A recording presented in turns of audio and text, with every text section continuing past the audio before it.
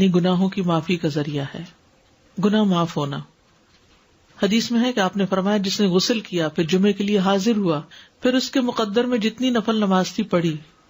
یعنی مسجد میں آ کے مسجد کے نفل پڑھے ویسے پڑھے، پھر خاموشی سے خطبہ سنتا رہا حتیٰ کہ خطیب اپنے خطبے سے فارغ ہو گیا، پھر اس کے ساتھ نماز پڑھی، اس کے اس جمعے سے لے کر دوسرے جمعے تک کے گناہ بخش دیے جاتے ہیں، اور مزید 3 دنوں کے بھی۔ رسول اللہ صلی اللہ علیہ وسلم نے فرمایا جس نے جمعہ کے دن غسل جنابت کیا پھر نماز کے لیے چلا گیا تو گویا اس نے 1 اونٹ کی قربانی کی، اور جو شخص دوسری گھڑی میں چلا تو گویا اس نے 1 گائے کی قربانی کی، اور جو تیسری گھڑی میں چلا تو گویا اس نے 1 سینگ والے دمبے کی قربانی کی، اور جو چوتھی گھڑی میں چلا تو گویا اس نے 1 مرغی کی قربانی کی، جو 5ویں گھڑی میں چلا تو گویا اس نے 1 انڈا اللہ کی راہ میں دیا۔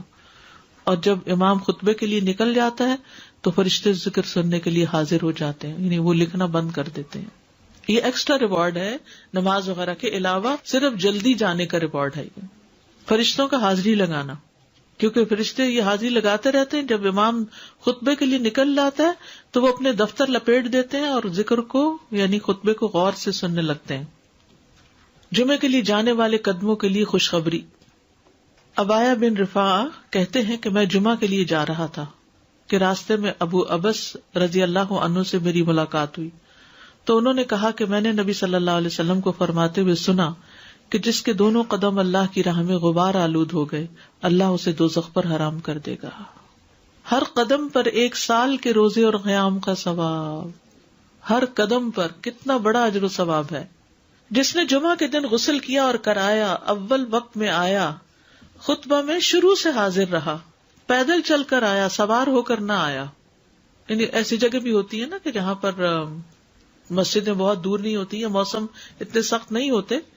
اب تو پارکنگ بھی کافی دور دور جمعے کے دن کرنی پڑتی ہے، تو وہ جو قدم چلے جا رہے ہیں نا اس پہ خوش ہو جایا کریں۔ امام سے قریب ہو کر توجہ سے خطبہ سنا، جلدی بھی پہنچ جائے تو ذرا دور گاڑی پارک کر لیں،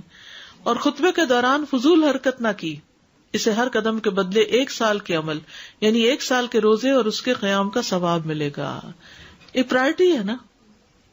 اس کے اوپر کئی چیزیں اور چھوڑنی پڑتی تب آپ اس کو پورا کر پاتے ہیں، ورنہ تو آپ لیٹ ہو جاتے ہیں، کبھی رش میں پھنس جاتے ہیں، کبھی پارکنگ نہیں ملتی تو وہ 1 رکعت بھی نکل جاتی ہے، کبھی آپ دروازے سے باہر نماز پڑھ رہے ہوتے ہیں،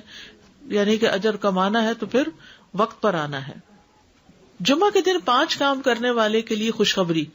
جو آدمی ایک دن میں 5 امور پر عمل کرے گا اللہ اسے جنت والوں میں لکھ دے گا، اور وہ کیا ہے؟ مریض کی تیمارداری کرنا، جنازے میں شریک ہونا، دن کا روزہ رکھنا، جمعہ کے دن نماز کے لیے نکلنا، اور غلام آزاد کرنا۔ اب اس میں یہ کہ یہ 5 کام جمعے کے دن ہی ہو سکتے ہیں، اور لیکن جمعے کے دن کا اکیلا روزہ رکھنا منع کیا گیا، یعنی اگر کسی کا جمعرات کے ساتھ کا اکٹھا یا ہفتے کے ساتھ کا روزہ ہے، کوئی قضا رکھ رہا ہے یا ویسے ہی کوئی کفارے وغیرہ کے بھی رکھ رہا ہے، اچھا اس دن صدقہ خیرات کرنا بھی عام دنوں کے مقابلے میں زیادہ اجر و ثواب کا باعث ہے، تو انسان جمعے کے دن کی نا کچھ اس طرح کی پلاننگ کرے کہ اس دن خاص صدقہ بھی کرے اور نہائے دھوئے بھی اور ساری زیب و زینت اور پھر تیار ہو اور گھر بھی صاف ستھرا کرے، یہ کہ اہتمام نظر آئے کہ آج جمعہ کا دن ہے۔